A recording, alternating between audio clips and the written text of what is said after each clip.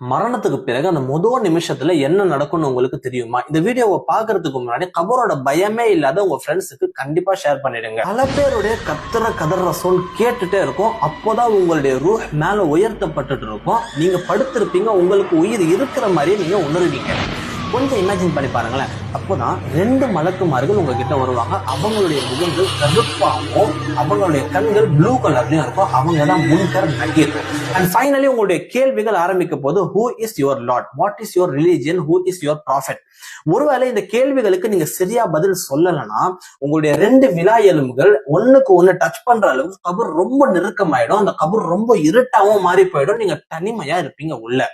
இதே ஒருவேளை இந்த கேள்விகளுக்கு நீங்க சரியா பதில் சொல்லிட்டீங்கன்னா சொர்க்கத்துடைய கதவுகள் திறக்கப்படும். மணப்பெண்ணை எதிர்பார்ப்பதை போன்று நீ தூங்கி கொண்டு மலக்குமார்கள் சொல்லிட்டு போயிட்டே இருப்பாங்க.